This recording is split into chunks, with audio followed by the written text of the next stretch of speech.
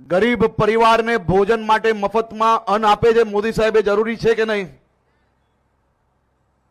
હવે આ બધી જ વસ્તુ તમે મને એમ કહો કે કોના શાસનમાં ચાલુ થયું? તમારા ગામડાઓમાં વડીલો લાઈટ હતી કોંગ્રેસના રાજમાં? જોરથી બોલો ભાઈ. હા, આ લાઈટ કોઈ આપી આપને? આપણી ભાજપ સરકાર, આપણા મોદી સાહેબ શાસનમાં આવ્યા પછી ગામે ગામ લાઈટ પહોંચી, જેની પહેલા હતી? આ ગામથી વડગામ સુધી આવતા પહેલા કેટલી વાર લાગતી હતી તમને? આ વડીલો મને કે રસ્તા હતા?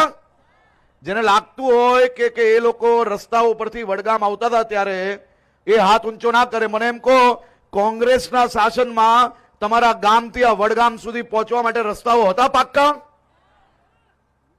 નતા ને? તો આ રસ્તાઓ કોઈ આપ્યા?